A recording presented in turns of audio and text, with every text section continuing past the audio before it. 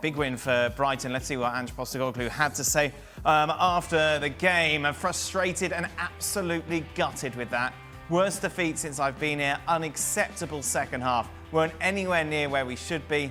Maybe we got carried away with how we were going. Frank is still with us. Oh, Craig, the problem is, if I'm a Spurs fan, this isn't a surprise, is it?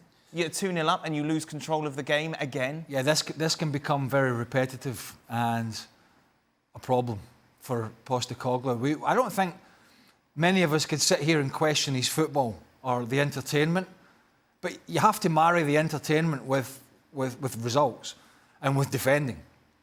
And they didn't do that. And they're fast becoming a team to me who get in such control of a game as they were, and should have been 3 or 4 up. And again, I don't want to sort of pick on him, but I'm going to. I mean, Timo Werner, and whatever Timo Werner did in Germany, he has been unable to do in 2 spells in England. His end product was once again atrocious. And that adds to the pressure that goes on a team defensively when you're just not finishing teams off. It wasn't just Timo Werner, but if he starts the next game after the international break, I will be very surprised. A young 17-year-old and more is probably going to come in his place. Brennan Johnson's come through the tough time when people are talking about his end product. He's got 6 goals and 6.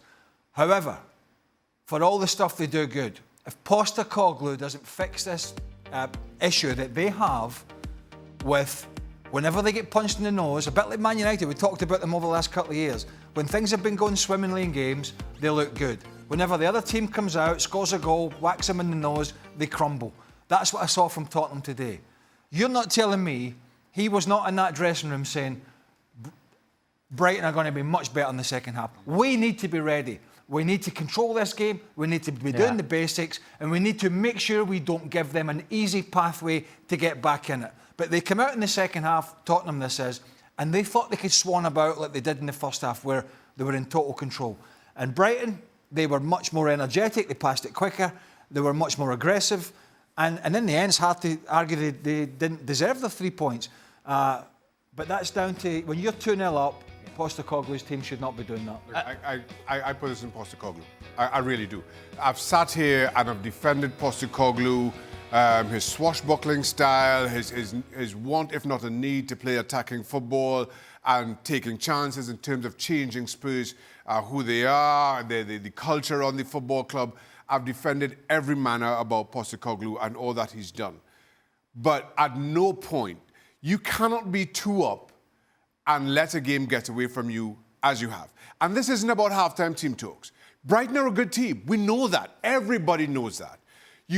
And at this level of the game, you know wherever you go, saying that, home or away, the opposition is always going to have a spell. And how you manage that spell often dictates the outcome of football games. You are 2 up. Deservedly so. Okay, Udogie has an absolute nightmare, and that brings about Brighton's first goal. But you cannot crumble. And if you do not have the leaders on the pitch to make sure that the team doesn't crumble, then as a manager, you have to have your toes on the touchline, making sure they don't. And for Spurs to crumble in the way that they did, and Craig's right, from the time they get that first punch, from the time you concede that goal, there is this weakness about Spurs that I do not think you can excuse. And the third goal for me summed it up. A series of mistakes. Yep. Just defend. Just the basics of defending. Never mind how the game has gone and progressed, and we need our defenders to be able to pass the ball out. We were 2 up. It's now 2-2. There's a loose ball. Kick it in the stand. Momentum are with Brighton. At that point, there is absolutely no need to simply try to screen the ball, to try to find a pass, whatever it is everybody was trying to do. Just kick it away, and we'll deal with the set piece however we can.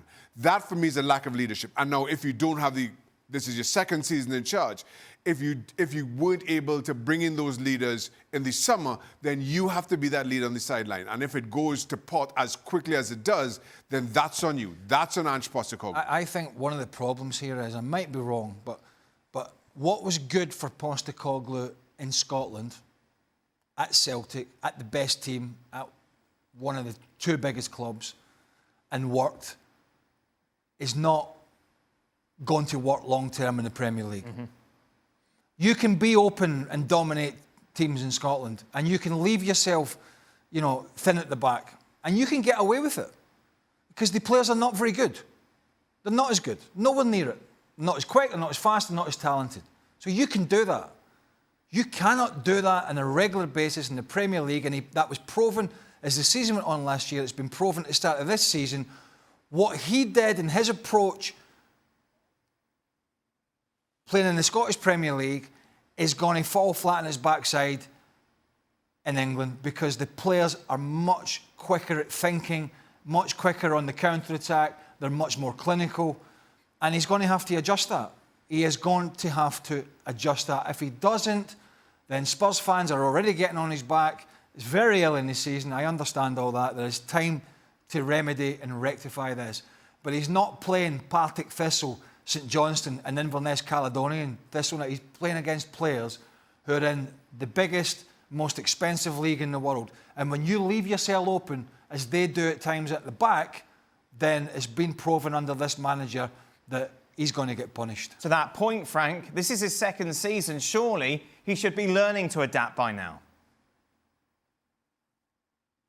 Yes, he should, and the players also should correct that. I mean, I was in my head while Craig was talking. At the same time I was listening to him, I was naming the defenders: Porro, Romero, Van de Ven, Udogie.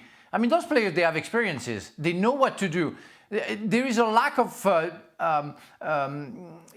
conversation between them in the right time at the right moment. There is a lack of leadership from any one of them, and I'm thinking about Romero especially, but also Van de Ven being centre-backs.